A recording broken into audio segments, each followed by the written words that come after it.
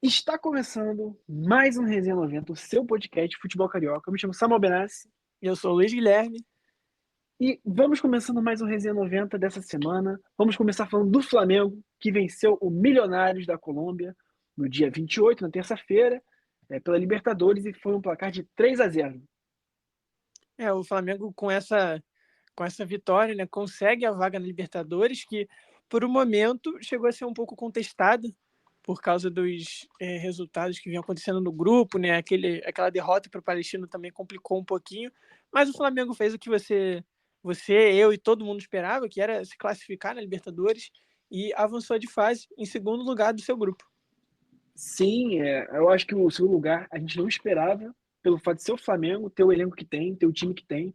Mas assim, pelo menos se classificou. O grande problema vai ser agora na segunda fase, nas oitavas, pegar um Palmeiras, um time de primeiro pote, um São Paulo, um Galo, e já se complicar já de cara.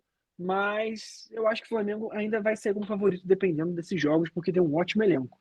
A No expectativa jogo, desculpa, mas a expectativa com o Tite, né, com esse trabalho dele que já vinha acontecendo, era de um Flamengo com uma classificação tranquila, mas a gente viu que não foi bem assim. sim, sim, não. O jogo que foi, assim, o Flamengo muito melhor, né? Uma falha da defesa, o gol do Pedro, né? Depois um mole ali do zagueiro, acho que não teve muita culpa no gol contra. Mas assim, o Flamengo extremamente superior. Aí depois tirou um pouco o pé no segundo tempo, mas assim, um Flamengo que jogou muito bem. E falar também do bom momento do Pedro, cara, que tá fazendo bastante gol, tá sendo muito decisivo pro Flamengo já há um bom tempo. O Pedro vem conquistando espaço cada vez mais, né? É um líder dentro de campo e consegue exercer essa função de goleador, né, que o time tem. Hoje em dia a gente todo esse caso, né, do Gabigol, por exemplo, ele perdeu bastante espaço antes disso e agora tem uma imagem um pouquinho complicada e o Pedro consegue estar nesse lugar de ser o artilheiro do time, de ser quem está lá na frente para finalizar, né, e de ser decisivo, né? Sim, e se o Pedro tá muito bem, o Gabigol segue numa fase absurdamente ruim, assim, pra torcida, não vem jogando, um momento muito, talvez até triste, mas talvez não tão triste, porque talvez ele se colocou, de certa forma, nesse lugar, né? Tanto pela questão da polêmica da camisa do Corinthians, mas uma questão de, pô, um dos maiores ídolos da história do Flamengo, um dos caras mais importantes nos últimos anos, o Gabigol fez. A gente não via assim há muito tempo no Flamengo, um cara ídolo fazendo gol em Libertadores. É tanto que o Flamengo só tinha uma Libertadores, não ganhava há 38 anos. Então, assim, muito triste ver a situação do Gabigol, para quem gosta do futebol dele, para o flamenguista que é muito fã do Gabigol. É um pouco difícil essa situação, mas nenhum jogador que passa é maior que o clube, isso é fato. De qualquer clube que a gente fale, do menor ao maior, nenhum jogador é maior que o clube. Então, a instituição do Flamengo vai seguir e o Gabigol vai sair de uma forma um pouco triste, né? Um pouco triste não, um pouco que ninguém esperava, cara. Se há um ano atrás, 2 anos atrás, alguém falasse que o Gabigol ia sair em fim de contrato, da forma que tá saindo, eu não iria acreditar. Exatamente. E o Gabigol se enfiou em mais uma polêmica, né?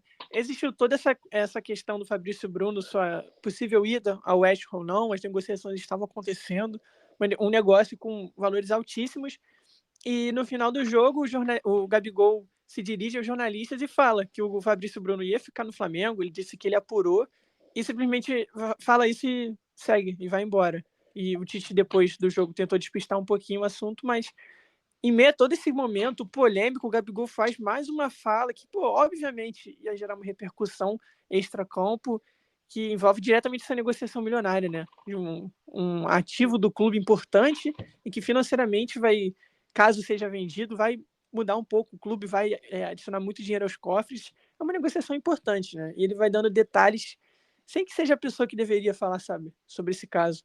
Exatamente. Primeiro, o fato do Fabrício Bruno ficar no Flamengo, eu acho incrível, assim, por ser um fato dele recusar um time top 10 da Premier League, hoje o melhor campeonato nacional do mundo, e querer ficar no Flamengo. Realmente ele vai disputar título e ele é titular, né? Por mais que tenha o Léo Ortiz, o Léo Pereira, ele é titular. E é um jogador selecionável para a seleção brasileira, um cara que joga muito. Um dos melhores zagueiros hoje do Brasil é o Fabrício Bruno. E, cara, assim, muita gente apuraram, alguns jornalistas falando que ele não teria pelo fato da sua esposa estar grávida também, e a questão salarial, talvez no Flamengo seja melhor para ele. E, cara, assim, jogar no Flamengo, morar no Rio de Janeiro, ganhar em dia, sempre muito bem. Eu acho que também não tá errado não, cara, tá certo. Tá feliz no Flamengo, eu acredito. Então, legal que ele fica, né, bom pro Flamengo. E a questão do Gabigol, ele tá igual o grande amigo dele, ex-cunhado, Neymar, viciado em errar, não toma uma decisão certa, e tá cada vez mais se afundando.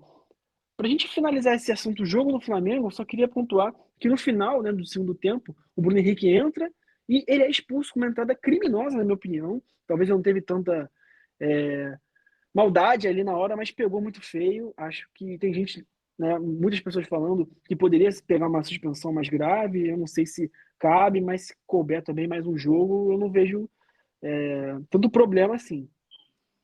Realmente, foi uma entrada bem complicada, né? Você vê que talvez faltou um pouco de consciência, não sei, mas algo que não dá para ignorar. Ele tem que ser um pouco mais responsável com isso. E sobre a questão do Fabrício Bruno, é também algo bom, positivo para o futebol brasileiro, ver que um jogador que atua nele, que está em um dos principais times do campeonato, recusa o time da Premier League, que é um dos campeonatos mais visados pelos jogadores, mesmo ele não sendo jovem, poderia ser a grande oportunidade dele de ir para a Europa para atuar, e ele preferiu ficar no Flamengo, né? Essas questões familiares, a questão salarial também, que aparentemente o salário dele seria um pouco maior em um país com um custo de vida diferente, que ele é diferente do país que ele já está também, né? Que ele já vive. Então seria uma complicação também fora da questão do futebol em si. Então é bom, é positivo para o campeonato, para a imagem dele, ver um jogador com essa importância, que atua na seleção brasileira, atuou recentemente, continuar no clube. Exatamente. E para finalizar esse assunto do Flamengo também, um dos últimos pontos aqui é essa semana um jantar junto com o presidente do Flamengo, o prefeito, o atual prefeito da cidade do Rio de Janeiro, né, e candidato à reeleição, disse que está muito próximo das negociações para começar a construção do estádio no gasômetro. Esse estádio próximo do centro da cidade, próximo de São Januário, inclusive, que é um dos pontos de quem é contrário à construção do estádio naquele terreno, é algo que vem avançando. As negociações do Flamengo com um dos fundos de investimentos da Caixa, que é dona do terreno, está em estágio avançado, só que o próprio Eduardo Paes chegou e disse que, em um discurso longo dele, afirmou que caso a Caixa não negocie esse terreno, que tem um valor aproximado de 250 milhões, que a Caixa diz ser mais, próximo dos 400, caso não haja essa negociação, por ser um investimento que seria positivo, benéfico para o Rio de Janeiro, o Eduardo Paes, em seu poder, em sua posição, conseguiria tomar esse terreno. Então, ele praticamente garante, em um ano de eleição, né? Ele praticamente garante esse terreno para o Flamengo, né? Para a construção futura de um estádio. E, pô, eu acho que para um clube do tamanho do Flamengo, para a magnitude, é muito legal você jogar no Maracanã, mas se você tem a oportunidade de um estádio que aparentemente teria cerca de 80 mil lugares, é um grande avanço para o clube. Sim. Eu acho que o E Flamengo ah, pode continuar. O Flamengo precisa ter um estádio, né, próprio. Acho que já isso há muito tempo. seria algo um grande avanço para o Flamengo, algo que principalmente nesses últimos anos é quase que algo que de certa forma merece, sabe? Porque para o Rio de Janeiro ele é um grande patrimônio, ele é uma das principais referências no assunto futebol no Rio de Janeiro, então é um grande avanço. E bom, falando de Flamengo, o próximo jogo é um clássico que acontecerá contra o Vasco da Gama no domingo, dia 2 de junho, em São Januário, às 4 horas. E depois ele vai pegar o Grêmio na quinta-feira jogando em casa. O que você acha desse clássico? O clássico vai ser muito bom, muito decisivo, porque vai ser a estreia do Álvaro Pacheco, que a gente vai falar no assunto Vasco. E, além disso, é um clássico, né? Clássico Vasco e Flamengo sempre é muito bom de ver. A gente espera o clássico com muita paz entre as torcidas, principalmente, né? Paz nos estádios. Mas é um Flamengo que vai querer ganhar, vai querer seguir essa boa fase. E o Vasco indo por tudo ou nada, início de novo trabalho do Álvaro Pacheco. Então, eu estou com uma expectativa muito alta para esse jogo. E no jogo contra o Grêmio, eu tô com uma expectativa também legal ali. O Grêmio que jogou na Libertadores voltou num momento muito bonito, né? A torcida apoiando lá em Curitiba, no Couto Pereira. E todo um momento triste e trágico com essa tragédia natural que aconteceu no Rio Grande do Sul. Então, assim, Vai ser um bom jogo, cara. Acho que o Grêmio tá querendo mostrar serviço, estão voltando aos trabalhos, né? E a questão do Vasco vai ser o grande jogo da rodada, na minha opinião. O Flamengo vai enfrentar o Grêmio no dia 13, mas o Grêmio já vai chegar com alguns jogos muito próximos uns dos outros, né? Ele enfrentou o The Strongest dia 29 de maio e vai enfrentar o Bragantino dia 1, dia 1º, vai enfrentar o Rocha Pato dia 4 e no dia 8 vai enfrentar o Estudiantes. Então vai chegar para o Flamengo com uma carga pesada de jogos importantes da Libertadores. E é muito bom, é muito legal você ver o Grêmio voltar a jogar depois de tudo aquilo. Mas falando no quesito futebol mesmo, eu acho que o Flamengo, jogando dentro de casa, né, vive um momento um pouco melhor e tem um elenco que eu considero que vai ser um jogo equilibrado, mas o Flamengo talvez possa ter um favoritismo, né? E eu acho que o Grêmio, infelizmente, por todas essas ocasiões, vai chegar um pouco mais cansado, vai ter um período mais intenso de atividades. Eu acho que nesse caso o Flamengo acaba sendo um pouco o favorito. Exato. Bem, vamos para o Fluminense, Tricolor das Laranjeiras. Nessa quarta-feira, dia 29, no Maracanã, o Fluminense venceu o Alianza Lima às 9h30 e consagrou seu avanço na Libertadores, que já era algo definido, em primeiro lugar do primeiro grupo, mas conseguiu com uma vitória. Então, termina com chave de ouro toda essa fase de grupos da Libertadores. Sim, o jogo foi. Assim, começou com susto, né? Gol do Alianza Lima, mas depois o Fluminense conseguiu empatar, e depois tomou outro gol, e aí empatou de novo e conseguiu virar no final. O Fluminense que entrou com um time com o Guga, com o Ganso no banco, tentou atacar 100%, mas não conseguiu e viu que o Alianza Lima estava pro tudo ou nada, né? Buscando uma classificação. No segundo tempo ele trocou alguns jogadores, botou o Marquinhos na ponta, botou o Ganso também pro jogo, né? Tirou o Alexander. Então, assim, mudou bastante coisa e o time foi muito melhor no segundo tempo, com uma partidaça do Marcelo, fez um golaço mesmo. Quem também jogou muito bem foi o Lima nessa partida. E no final, cara, o JK, John Kennedy sendo extremamente decisivo, daquele jeito que a Mais torcida uma vez. gosta. Loiro, quando ele pinta o cabelo de loiro, esquece, assim como o Gabigol, há um tempo atrás. Mas muito bacana esse gol dele. Também já tinha feito gol também contra o Sampaio Corrêa, ele voltando a fazer gol, um cara que a torcida gosta muito. Então, assim, muito bacana ele voltar a fazer gol, o gol da vitória, uma ótima bola ali do John Arias também. Então, assim, o Fluminense fez dever de casa, poderia ter sido um pouco mais tranquilo, mais leve, mas no final o que importa foi a vitória. Conseguiu passar em primeiro lugar, algo importante, vai enfrentar clubes de segundo lugar que não quer dizer que serão jogos mais fáceis, porém a tendência é que consiga enfrentar alguns clubes que têm além de jogar em casa, a decisão tem uma maior facilidade, um maior favoritismo, né? Acho que se encaixa melhor dizer isso.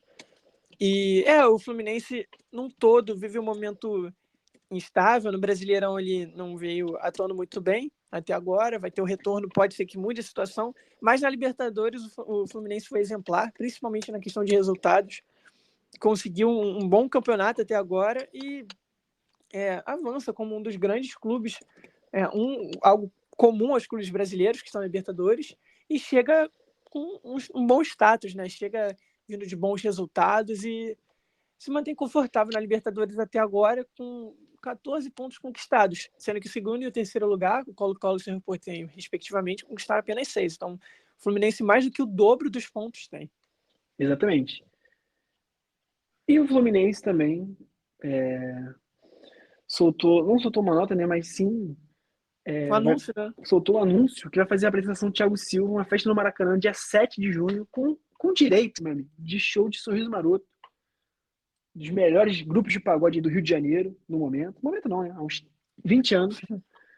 Então vai ser bem legal, né? O Fluminense fez isso também com o Marcelo, chamou Felipe Rett, também tricolor. O problema é que o vocalista do Sorriso Maroto não é tricolor, mas tudo bem. Mas muito bacana, é legal ter esse tipo de apresentação que a gente vê na Europa, que a gente vê em outros lugares no mundo, em outros esportes. Tendo futebol, acho muito bacana isso. Espero que a torcida vá, que seja uma apresentação legal. A volta do Thiago Silva, aí vai ter um showzinho de pagode, vai ser bem legal, assim como foi a do Marcel com o Felipe Rett. Então, acho que a torcida do Fluminense vai em peso também.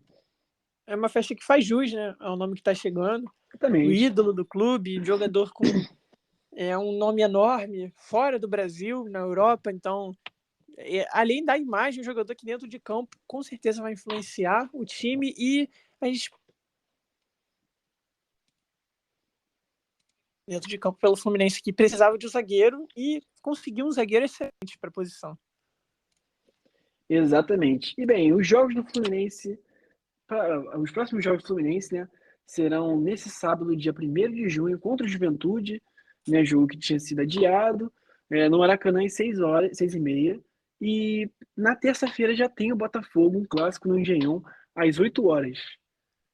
Um clássico sempre difícil, né? É difícil Muito. você cravar alguém que vai ganhar. E o Botafogo vive um momento legal. Esse novo momento do Botafogo é positivo. É um jogo que vai ser duro, com certeza. Ainda mais o Fluminense jogando fora de casa. E no horário ruim também. Então, é um jogo que é difícil dar um favorito, mas talvez um time passe um pouco de sufoco, o outro consiga desempenhar melhor por um tempo, depois algo mude, o outro time passe a ser superior, porque são dois clubes que são grandes dentro da competição, né? Vão disputar. O Fluminense, apesar do mau momento, é um clube que tem um elenco, tem um treinador e a ambição de disputar nas cabeças. Então, vai ser um jogo muito bom. E Fluminense e Juventude, você não pode menosprezar um adversário, porém o Fluminense tem um elenco melhor do que o Juventude, vem atuando melhor. Eu acho que o Fluminense pode ser considerado um favorito nesse jogo. Ah, com certeza. Eu acredito que seja favorito, ainda mais jogando em casa. E bom, falando agora, pegando esse gancho do clássico entre Fluminense e Botafogo, vamos falar sobre o glorioso. O Botafogo ganhou o Júnior Barranquilla terça-feira, jogando dentro de casa. E conseguiu, assim, a classificação na Libertadores em segundo lugar. E houve uma questão nos bastidores, que foi a decisão do treinador escalar um elenco com, de certa forma, misto, que não tinha muitos titulares dentro de campo. Sim, o jogo que foi na Colômbia, no caso, porém o time foi com esse time meio misto, o Oscar Romero voltando, e voltou bem, na minha opinião. Porém, foi um jogo que o Botafogo foi muito bem no primeiro tempo, mas no segundo tempo um pouco mais morto. Eu senti essa, é, baixada de nível que o Botafogo deu no segundo tempo. Também teve a expulsão do Hernandes, né, que foi expulso. Na minha opinião, acho que não deveria muito, mas tudo bem. E o Botafogo teve que se retrancar, fechar ali, para não perder o jogo. Mas o que importa é a classificação. O Botafogo, a gente lembra que perdeu os 2 primeiros jogos, estava praticamente eliminado, deu a volta por cima e conseguiu. Bom trabalho do Arthur Jorge. O Botafogo aqui da Libertadores vão ter 3 reforços, né? O lateral Cuiabano, que já chegou, já jogou, e jogou muito bem também alguns jogos. O volante Alan, que atuou no Everton, Napoli, Vasco, agora está jogando no futebol dos Emirados Árabes. E o atacante Igor Jesus, desde Curitiba, e também atua no futebol dos Emirados Árabes, devem chegar agora no meio do ano e reforçar o clube na segunda fase da Libertadores. É muito importante a gente pontuar isso, pelo fato de ter 3 novos reforços ali para ajudar o elenco. E eu acho que o mais pontual será a entrada do Alan na volância ali. É um jogador que tem aquele toque diferenciado, é mais ou menos o estilo do Thiago Alcântara, que joga no Liverpool, porém ele não é o mesmo nível que o Thiago Alcântara. Mas ele é um nível um pouco abaixo ali, mas para o futebol brasileiro vai acrescentar muito para o Botafogo. Então, uma expectativa altíssima nesse volante. E também no Cuiabá, que já está meio entrosado na equipe. E o atacante Igor Jesus, que está fazendo ótimos números nos Emirados Árabes, era uma promessa do Curitiba e deve chegar aqui com muita expectativa. Pelo menos eu espero. Ele chega um pouco nesse momento de muitos desfalques do ataque, principalmente do Botafogo. Então, essa necessidade de ter alguma referência, que o Júnior Santos tem atuado, não na posição dele, mas vem sendo improvisado e até funcionando, mas não é o ideal. Você não...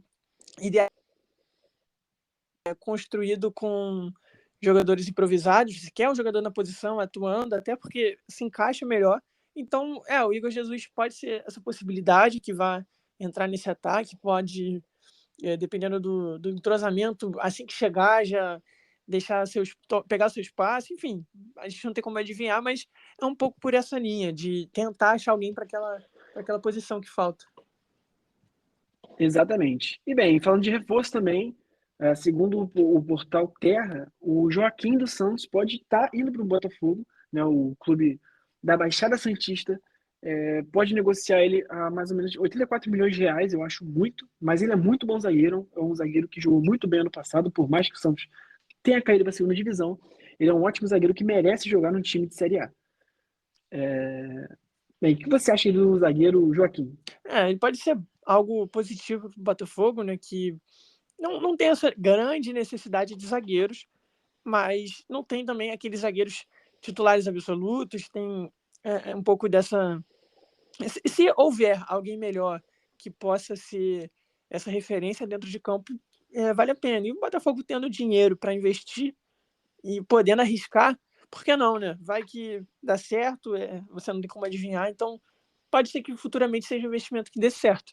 E falando em investimento e dinheiro do Botafogo, o Botafogo nessa semana pagou uma dívida, uma parte da dívida que ele tem, de 430 milhões, ele pagou 130 milhões, são dívidas acessíveis, então um pouco dessa participação do texto, além dos efeitos perceptíveis dentro de campo, com contratações, por exemplo, ele também vem atuando nos bastidores. É algo muito positivo. Quando uma SAF, né, surge em um clube, existe um comprador, você não espera somente resultados esportivos, né? Você vê eles, é o que mais vai chamar a atenção, mas essas ações fora do campo são muito importantes, né? E são muito positivas, louváveis. Essa era técnica do Botafogo vem sendo bastante positiva, apesar daquele ano de 2023, que não pode ser também um grande exemplo para criticar. Surpreendeu tanto positivamente no começo quanto negativamente depois. Então, é algo que tem que aplaudir, todo esse momento do Textor no Botafogo. Sim, sim. É importante também que pagou, né? Uma dívida, por mais que tenha pagado somente uma parte, é aquilo. Pelo menos você está vendo algo acontecendo. Não é como antigamente o Botafogo era atolado em dívidas e via somente essas dívidas crescendo, crescendo, crescendo e não adiantavam muito, né? E hoje eles estão pagando, isso que é mais importante, é o clube estar saudável financeiramente, que é importante para o clube. Dito isso, próximos jogos do Botafogo pelo Campeonato Brasileiro enfrenta o Corinthians no sábado, às 9 horas na Arena Corinthians, né? O Química Arena, no caso. E pelo Brasileirão, como a gente disse, no dia 11 pega o Fluminense às 8 horas no Engenhão. O Corinthians não vivia um momento muito bom, algo que a gente frisou em algumas vezes durante o Resenha 90, em alguns episódios, mas recentemente ele conseguiu algumas vitórias importantes, né? 2 na Sul-Americana e uma na Copa do Brasil. Na Copa do Brasil contra o América do Rio Grande do Norte, mas na Sul-Americana ele somou 7 gols em 2 jogos e não levou nenhum. Então, são 2 times que chegam em um bom momento, né? O Corinthians ele tem um bom meio-campo, né?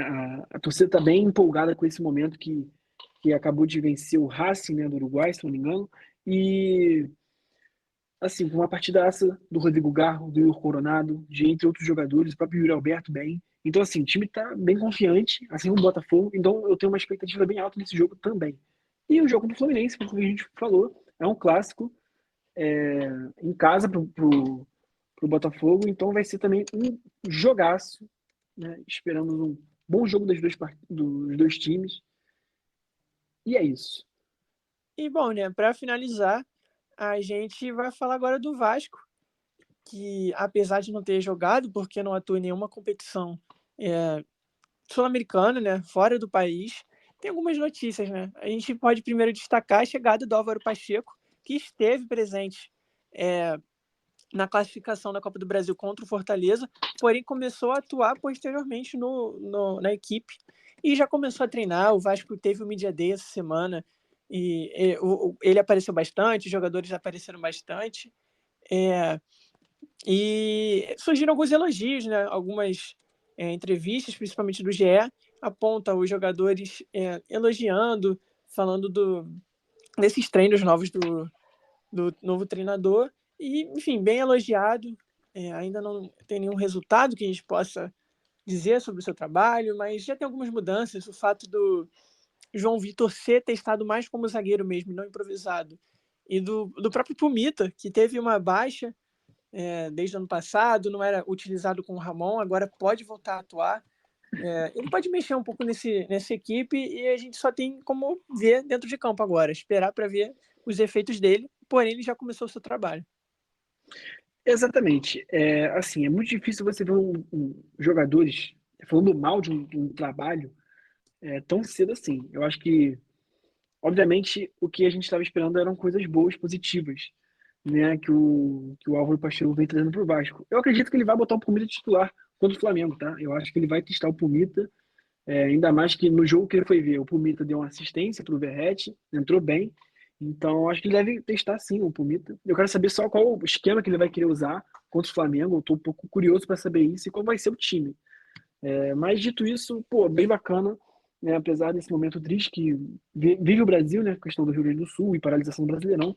Pelo menos tem, pra gente estar ao lado bom disso, foi essa semana do Vasco e novo trabalho do Álvaro Pacheco para ele começar a treinar esse time e conhecer os jogadores que tem, né? O elenco que tem.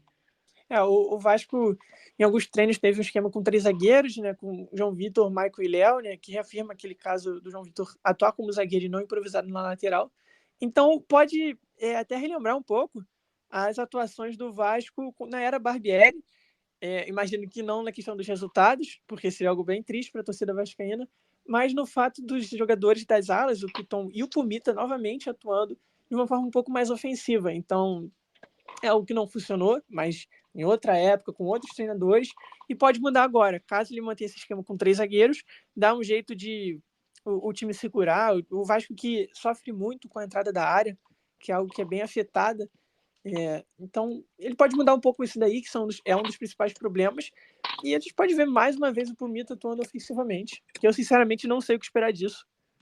Tem que ver como vai acontecer, porque não teve muitos bons resultados. Eu acho que o Pumita, assim, ele vai testar mais o Pumita como um ala ali pela direita e vamos ver a questão defensiva dele, que é a grande crítica da torcida. Né? É o que a gente tem que esperar isso, como vai ser essa questão defensiva do Pumita, que é muito abaixo. Diferente do Léo Piton, que é um pouco melhor. Exatamente. E, bom, falando da equipe, a novela do Coutinho se mantém, continua nessa semana. Deve ser o quê? A terceira semana que a gente vai falar sobre esse caso? Eu acho que vai se arrastar até julho. Né? Até confirmar, vai ficar se arrastando nisso. Ele quer, o clube quer, todo mundo quer, ele vai baixar salário. Só falta a rescisão do clube lá, do clube inglês. Exatamente, do Aston Villa. E o Pedrinho disse essa semana, que após o clássico vai se encontrar com o Coutinho, que até agora só foram conversas de celular. Mas todas as notícias que surgem, né, a grande maioria delas é um pouco mais do mesmo. Os dois estão interessados, a negociação está acontecendo, ele abaixou o salário, foi exatamente o que você disse. Então, é só esperar se alguma novidade acontecer, mas por enquanto é mais do mesmo, só que é positivo ver que até agora nada deu errado. É algo bom para a torcida vascaína que tá bem ansiosa para essa chegada dele, né? Óbvio, pô, um jogador do tamanho do Coutinho, com essa identidade que ele tem com a torcida, de ser vascaíno, de ser cria do clube. A torcida sempre gostou dele, sempre gostou dele. Então, assim, é só esperar coisas boas do Coutinho. Vamos ver aí. Ele quer, ele falou que quer, o Vasco quer, todo mundo quer. Então, são coisas de detalhes que o Felipe Coutinho volta para o Vasco da Gama. Bom, falando um pouco de Pedrinho, nessa semana, na quarta-feira, aconteceu uma audiência, uma das 3 audiências sobre o potencial construtivo do Vasco. Dessa vez foi na Barra da Tijuca, a primeira foi na Câmara, se eu não me engano. E, bom, isso tudo é sobre esse caixotinho que o Vasco planeja construir, sobre essa reforma no estádio, que precisa dessas 3 audiências, né? A primeira já aconteceu, a segunda aconteceu essa semana na Barra, que vai ser o principal lugar que vai receber essas construções, e o terceiro lugar seria em São Cristóvão mesmo, né? Vai ocorrer essa audiência vai ocorrer em São Januário, porque vai ser uma das áreas afetadas. E, assim, basicamente, para quem não se aprofundou muito no assunto ou não parou para pesquisar, o que é dito é que essa reforma de São Januário utilizaria mais do que é permitido na lei. Então, em compensação, esse potencial construtivo seria transferido para outro lugar, que seria principalmente a Barra da Tijuca. Os moradores pediram melhorias na questão do trânsito, por exemplo, do lugar, e até mesmo não seria na Barra, seria em Guaratiba, uma construção de um autódromo. Então, essa reforma vem acontecendo a passos positivos, provavelmente vai acontecer, e só falta mesmo essa audiência dos moradores de São Cristóvão, ver o que eles acham sobre essa construção e o que eles esperam disso. Acho que é benéfico para o Vasco esse tipo de construção, aumentar o estádio de São Januário, mas claro, não pode trazer prejuízos para a população ali, nem para a área, né? Se for o caso. Então, assim, vão estudar essa questão, mas eu acho que vão acabar reformando São Januário, porque acho que seria bom pro Vasco, né? Com certeza, para o Vasco seria muito bom. E provavelmente para a população também. Naquela época que o São Januário foi fechado, houve uma grande mobilização da torcida ao redor do estádio para assistir o jogo. As pessoas, os comerciantes da região próximos ao estádio reclamaram porque os dias de jogos eram dias que eram positivos financeiramente, porque ocorriam muitas vendas, um público muito grande. Então, no fim, parece ser bom para todo mundo. Vai conseguir trazer mais o Vasco vai conseguir trazer mais torcedores para os estádios, vai conseguir aumentar a sua renda. Então, talvez existam poucos pontos negativos nessa questão, principalmente para o clube e para os moradores, os comerciantes da região, né? Mas é super válido ter essa audiência para entender o que as pessoas esperam, né? O que elas acham. Exatamente.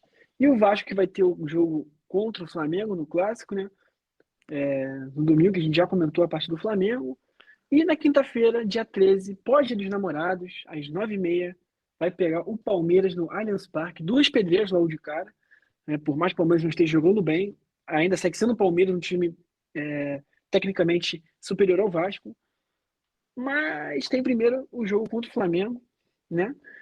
E que não tem favorito. Tá todo mundo muito ansioso para ver essa estreia do Álvaro Pacheco.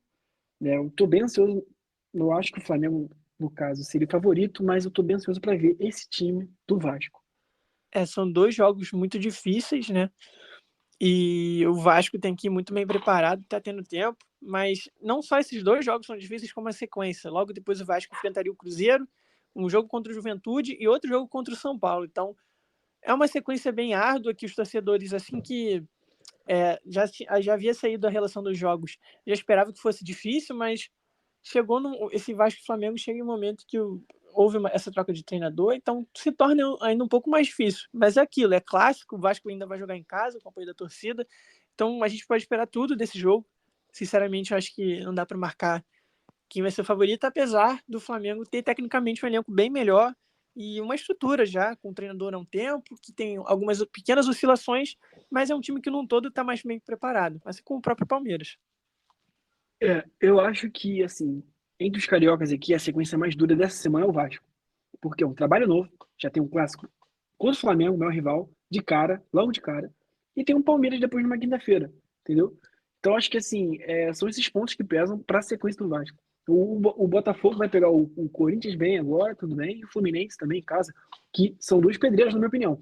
Mas eu acho que o Vasco vai ter mais dificuldade pelo fato de ser um novo elenco, tá se adaptando ainda ao novo treinador, então o Vasco vai ter mais trabalho do que o Botafogo. Com certeza, porque vive esse momento difícil, né? E bom, agora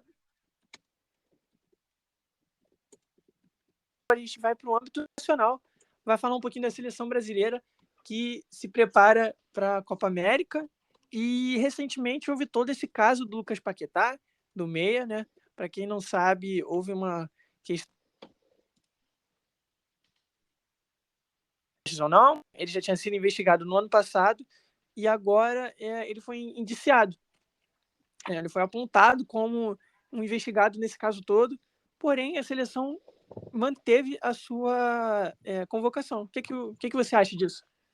E tá certo, tô fechado com o Lucas Paquetá. Pô, todo mundo tá jogando no Tigrinho aí, a gente entra em qualquer story de qualquer influencer, tem o Tigrinho, por que o cara não pode jogar? Brincadeiras à parte, essa acusação ainda não, esse inquérito ainda não acabou, a gente tem que ver como vai se andar essa história. Só que assim, isso começou no começo da temporada, dia 23, 24. E o próprio clube do Paquetá não penalizou ele. Ele continuou jogando. E fez uma baita temporada pelo West Ham. E só agora vamos voltar nesse assunto de novo. A FA, né, a Federação Inglesa, tá querendo correr atrás, querendo banir ele do futebol, que ele fez coisas gravíssimas. Assim, até agora não foi nada, meu amigo. Então, bota o cara para jogar a Copa América. Se depois acontecer alguma coisa, a gente resolve depois. Mas agora tem que botar ele pra jogar, pô. Tá jogando muito, ele é titular do time do Dorival, não tem jeito. Exatamente. O O Brasil vai se apresentar para 2 amistosos, né? Contra o México no dia 8 e contra os Estados Unidos no dia 12. Então já é próximo, a competição está também bem próxima, o Brasil já se prepara, então o Brasil não vai ser quem vai julgar ele judicialmente, então tem que convocar mesmo, tá? É um jogador muito importante para o elenco, vai disputar um campeonato importante, é o primeiro do Dorival com a seleção brasileira, então tem que jogar mesmo, tá certo, também concordo com isso. O Brasil não vai ser quem, a seleção brasileira não vai julgar ele, não vai ser a CBF que vai condenar ou não, então enquanto ele é permitido de jogar futebol, ele tem que atuar. Dito isso, jogadinha do Paquetá neles na Copa América. A seleção já se apresentou em Orlando, né? 17 jogadores já chegaram lá, todos eles já treinaram com bola, menos o zagueiro Gabriel Magalhães. Né? Ainda faltam alguns jogadores, entre eles jogadores do Real Madrid, Éder Militão, Rodrigo Vinícius Júnior e também o volante do Atalanta, Ederson, né? Um dos destaques aí do clube de Bergamo, na Itália. E as expectativas estão altíssimas para essa Copa América. Eu acho que dá para a gente pegar uma final, dá para a gente pegar um títulozinho. Tá? A Argentina não tá esse time todo, tá o mesmo time de 22, não mudou muita coisa. Um time campeão da Copa do Mundo, né? Vale destacar. Mas não mudou, não tem nada de novo. É só jogar ali o feijão com arroz, entendeu? Marcar o Messi. E é isso, cara. Não, mas falando sério, eu acho que a seleção. Eu tô muito confiante, cara. Esses 2 jogos do Dorival já me deixaram maluco. E, pô, eu acho que dá pra gente pegar um títulozinho sim, cara. Depende muito dos primeiros jogos. Você vê a presença, falando agora do futebol brasileiro na Copa América, você vê a presença de alguns poucos jogadores que estão lá, que vão atuar pela seleção, mas nenhum do futebol carioca. É algo que, infelizmente, a gente não viu. Não tem Fabrício Bruno ou Pedro, por exemplo, mas que eles atuaram recentemente em amistosos, então é algo que a gente pode louvar, elogiar nesse caso.